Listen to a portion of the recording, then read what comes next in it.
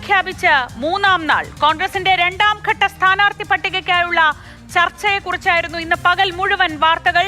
തർക്കം തുടരുന്നതിനാൽ കണ്ണൂരും കോന്നിയും ഒഴിവാക്കിയാകും രണ്ടാം ഘട്ടത്തിന്റെയും പ്രഖ്യാപനമെന്നാണ് സൂചന. കെ സുധാകരൻ വാർത്താ സമ്മേളനം മാറ്റിയെങ്കിലും പ്രശ്നം പൂർണ്ണമായി പരിഹരിച്ചിട്ടില്ല. കേന്ദ്ര തെരഞ്ഞെടുപ്പ് സമിതി യോഗം പുരോഗമിക്കുകയാണ്. വിഷ്ണു പ്രസാദ് വിവരങ്ങളുമായി. വിഷ്ണു, ഇന്ന് പകൽ മുഴുവൻ നമ്മൾ ഈ ചർച്ചകളിലേക്കാണ് ഫോക്കസ് ചെയ്തത്. ഇപ്പോൾ ഈ സമയമാവുമ്പോഴും 6 മണി കഴിയുമ്പോഴും ഒരു അന്തിമ തീരുമാനത്തിലേക്ക് എത്തിയിട്ടുണ്ടോ അവിടുത്തെ ചർച്ചകൾ?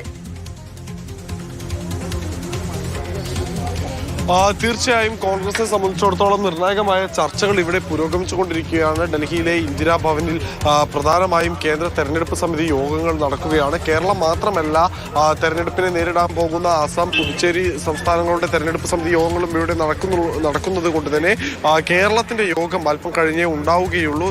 നിലവിൽ കേരളത്തിൽ നിന്നുള്ള KPCC അധ്യക്ഷനും പ്രതിപക്ഷ നേതാവും എല്ലാം തന്നെ ഇന്ദിരാഭവനിലുണ്ട്. പ്രധാനമായും നമ്മൾ ഇപ്പോൾ ഉറ്റുനോക്കിക്കൊണ്ടിരിക്കുന്നത് ഇനി പ്രഖ്യാപിക്കാനിരിക്കുന്ന 40 സീറ്റുകളിലേക്കുള്ള സ്ഥാനാർത്ഥി പ്രഖ്യാപനമാണ്. അതായത് കോൺഗ്രസിനെ സംബന്ധിച്ചിടത്തോളം ഏറെ തർക്കങ്ങൾ നിലനിൽക്കുന്ന മണ്ഡലങ്ങൾ, അത് MP-മാർ മത്സരിക്കാൻ സന്നദ്ധത അറിയിച്ച കണ്ണൂർ ഉൾപ്പെടെയുള്ള മണ്ഡലങ്ങൾ.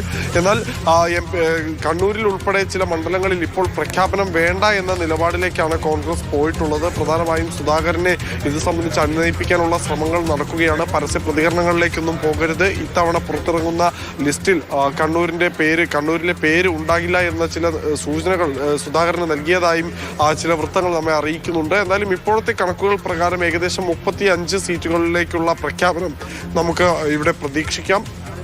ആദ്യഘട്ടത്തിൽ 55 മണ്ഡലങ്ങളിലേക്കുള്ള സ്ഥാനാർത്ഥികളെയാണ് കോൺഗ്രസ് പ്രഖ്യാപിച്ചിട്ടുണ്ടായിരുന്നത് എങ്കിൽ ഇപ്പോൾ ഒരു 35 പേരുടെ പേരുകൾ കൂടി വരുന്നതോടെ ആകെ പ്രഖ്യാപിക്കപ്പെടുന്ന സ്ഥാനാർത്ഥികളുടെ എണ്ണം 90 ആകും. പിന്നീട് അവശേഷിക്കുന്ന 5 സീറ്റുകളിൽ കൂടിയായിരിക്കും ഇനി സ്ഥാനാർത്ഥി പ്രഖ്യാപനത്തിന് വേണ്ടി നമ്മൾ ഇന്ന് ഈ ഒരു രാത്രി കഴിഞ്ഞാലും നമ്മൾ കാത്തിരിക്കേണ്ടി വരിക. ഇന്നിപ്പോൾ രാത്രിയോളം നമ്മൾ സ്ഥാനാർത്ഥി പട്ടികയ്ക്ക് വേണ്ടി കാത്തു നിൽക്കേണ്ടി വരുമെന്ന് തന്നെ വേണം കരുതാൻ. നിലവിലെ സാഹചര്യം അനുസരിച്ച് തർക്കങ്ങൾ നിലനിൽക്കുന്ന മണ്ഡലങ്ങളിൽ പ്രധാനമായും മധ്യ തിരുവിതാംകൂർ മേഖലയിലുള്ള മണ്ഡലങ്ങൾ തന്നെയാണുള്ളത്. അതോടൊപ്പം തന്നെ സുധാകരൻ വലിയൊരു ഫാക്ടറായി വരാവുന്ന കണ്ണൂരെയാണ് മറ്റൊരു പ്രധാന കൺസേൺ എന്ന് പറയുന്നത്. കണ്ണൂരിലെ മണ്ഡലങ്ങളിൽ സുധാകരന് സീറ്റ് നിഷേധിച്ചാൽ ഏത് രീതിയിലുള്ള തിരിച്ചടി ഉണ്ടാകുമെന്നത് കോൺഗ്രസ് നേതൃത്വത്തെ ആശങ്കപ്പെടുത്തുന്നുണ്ട്. പ്രത്യേകിച്ച് പേരാവൂരും അഴീക്കോടും ഉൾപ്പെടെ ഉള്ള മണ്ഡലങ്ങളിൽ ഇതിന്റെ ഒരു പ്രതിഫലനം ഉണ്ടായേക്കാം. അതുകൊണ്ട് തന്നെ വളരെ ആലോചിച്ച് മാത്രമേ കോൺഗ്രസ് നേതൃത്വം ഇക്കാര്യത്തിലൊരു തീരുമാനമെടുക്കുകയുള്ളൂ. ഇതിനോടകം തന്നെ ഹൈക്കമാൻഡിന്റെ ഭാഗത്തു നിന്നുള്ള അനുനയ ശ്രമങ്ങൾക്കായി നിരവധി നേതാക്കൾ സുധാകരനെ ഇന്നലെയും ഇന്നുമായി കണ്ടിട്ടുണ്ട്.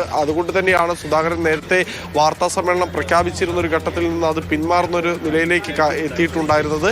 ഇത് മാത്രമല്ല, ചർച്ചകൾ ഇനിയും തുടരുന്ന ഒരു സാഹചര്യത്തിൽ, അതായത് ഇന്നും നീണ്ടുപോകുന്ന സാഹചര്യത്തിൽ തന്നെ കേരളത്തിലേക്ക് മടങ്ങേണ്ടുന്ന നേതാക്കൾ ചിലരെല്ലാം ഇപ്പോൾ യാത്ര നാളത്തേക്ക് മാറ്റിവെച്ചിട്ടുണ്ട്. അങ്ങനെയെങ്കിൽ ഇന്ന് രാത്രി ഏറെ വൈകിയായിരിക്കും കോൺഗ്രസിന്റെ ചർച്ചകൾ അവസാനിക്കുക എന്ന് തന്നെ വേണം കരുതാൻ.